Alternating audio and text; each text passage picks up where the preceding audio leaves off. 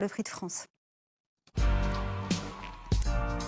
Et oui, nous sommes à J-7 et Idaho Tillard tente un difficile doublé pour cette année 2024. Difficile car finalement, peu de chevaux ont réalisé ce doublé au cours des dernières années. On a remonté le temps, on s'est arrêté à 2000. Maul du Corta, Ready Cash et Bold Eagle. Je pensais qu'il y en aurait un peu plus quand même, Pierre, au niveau des doublés possibles pour l'Amérique Prix de France. Effectivement, ça paraît pas beaucoup. Vous m'auriez posé la question dans un quiz, je pense que j'aurais perdu. Ah, c'est dommage d'ailleurs qu'on fasse plus de quiz. Mais alors certains n'ont pas. Il y a beaucoup de gagnants de Prix d'Amérique qui n'ont pas forcément disputé le Prix de France. Déjà, il y en a certains, ça c'est certain. Et effectivement, si vous avez beaucoup donné dans le Prix d'Amérique, certains n'ont plus les forces vives dans le Prix de France. Et puis le Prix de France, c'est un départ à l'auto avec des numéros qui peuvent aussi ne pas être très avantageux. Donc il y a pas mal de paramètres à voir. Est-ce qu'Idaho, par rapport au parcours qu'elle a eu dans le Prix d'Amérique, par rapport à le cheval, par rapport au cheval, est-ce que vous pensez, je vais demander à Guillaume, je réponds oui, si parce c'est difficile ou pas? Il y a deux choses qui vont plaider en sa faveur. Déjà, sa préparation était retardée, donc on peut penser qu'il y a encore un petit peu de marge sur ce qu'on a vu dans le Prix d'Amérique. On n'a pas vu un cheval qui était très en retard. Non, mais la préparation n'avait pas été bonne, donc on peut penser qu'il va monter dessus. Il a été impressionnant. Oui, mais qui vous dit qu'il ne sera pas encore plus impressionnant dimanche prochain? Oui. Et d'autant plus que 2100 mètres, pour moi, c'est son meilleur parcours. Donc il va être mieux sur ce parcours, il va être en top forme. Pour moi, il est imbattable. Julien, vous pensez qu'il est imbattable? Il n'y a pas de chevaux imbattables. Ça, c'est sûr.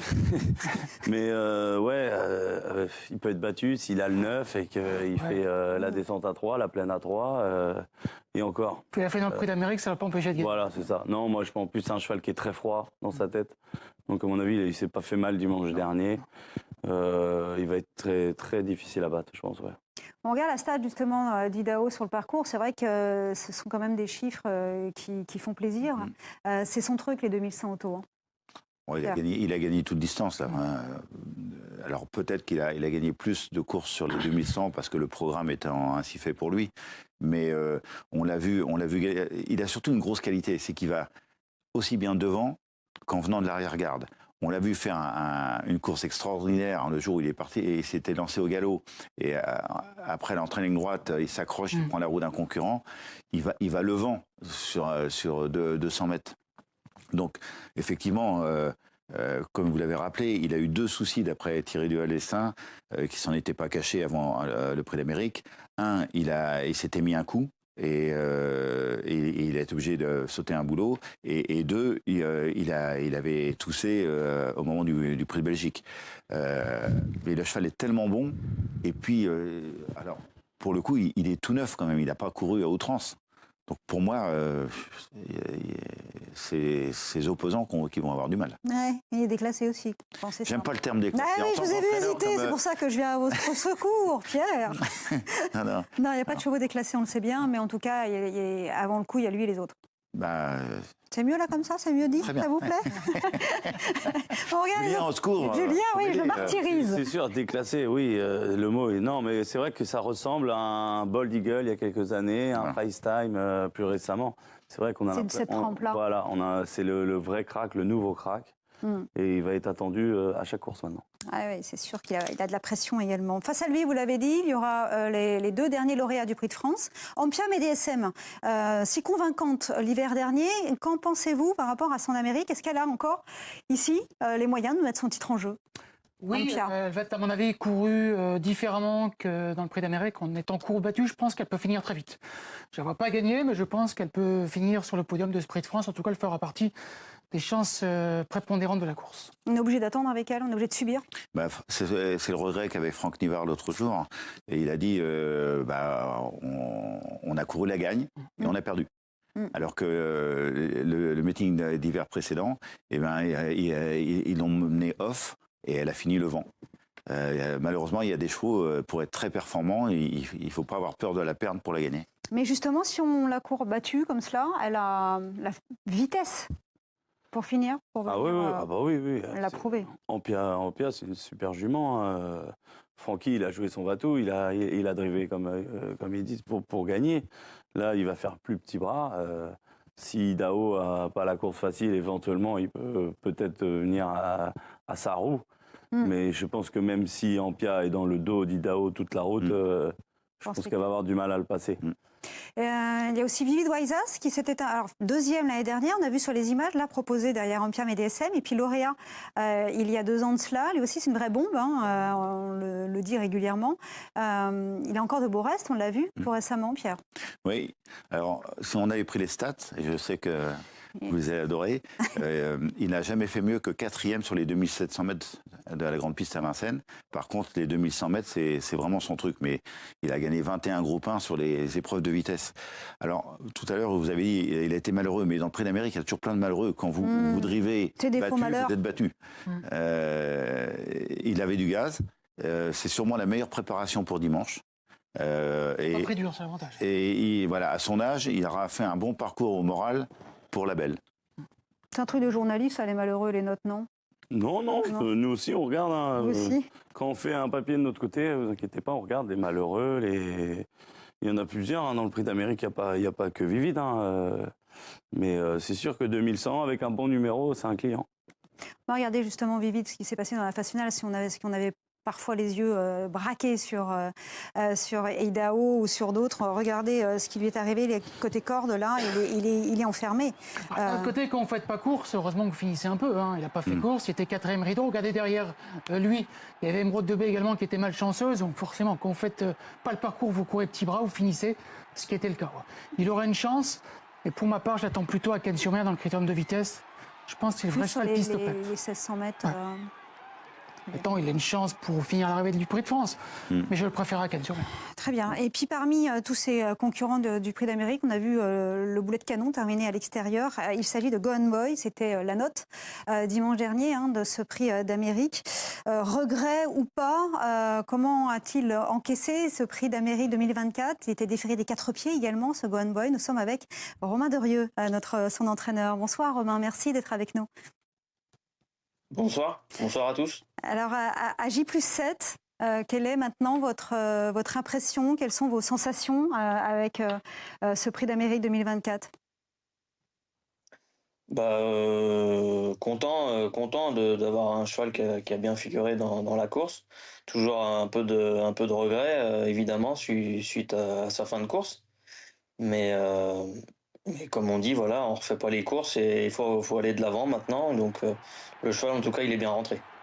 Là, on voit les images, c'est principal. Si le cheval est bien rentré, on le rappelle, il était déféré des 4 pour la première fois. On revoit cette phase finale.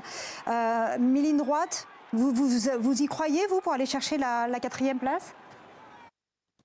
Non, je vous dis, j'ai lancé, je sais pas, peut-être même pas 200 mètres. Il allait tellement vite que je voyais même pas le nombre de chevaux que j'avais à mon intérieur. Sur le poteau, je me suis dit je suis peut-être 5e, mais il allait tellement vite et j'ai même pas eu le temps de voir le poteau passer. C'est dire un petit peu si en effet il allait vite. Et le cheval est bien rentré. Vous êtes, on voit les trackings justement de ces derniers 500 mètres, c'est impressionnant, 9,7. Évidemment le meilleur partiel, il est passé de la 15e place à la 4e place. Guillaume a une question. Oui, Romain, est-ce que vous êtes Est-ce que pour vous, le numéro Autostar est important? Vous dites qu'avec n'importe quel numéro, Go On Boy peut s'en sortir. C'est quand même important, le numéro. Après, voilà, tout est une question de parcours. Déjà, je sais même pas si on va être en première ou en 2e ligne. Donc déjà, ça change beaucoup de choses. Mais... Bon, après, c'est à voir le numéro, mais c'est pas une cata non plus. C'est un cheval à courir battu, de toute façon. Est-ce que vous allez le redéférer des 4? La dernière fois, c'était un vrai coup de poker que vous aviez tenté. Oui, un coup de poker, mais je pensais quand même que ça pouvait coller. Puis je voulais le faire à Vincennes, donc déjà en début d'hiver, j'avais dans l'idée, si je courais la course, de faire ça.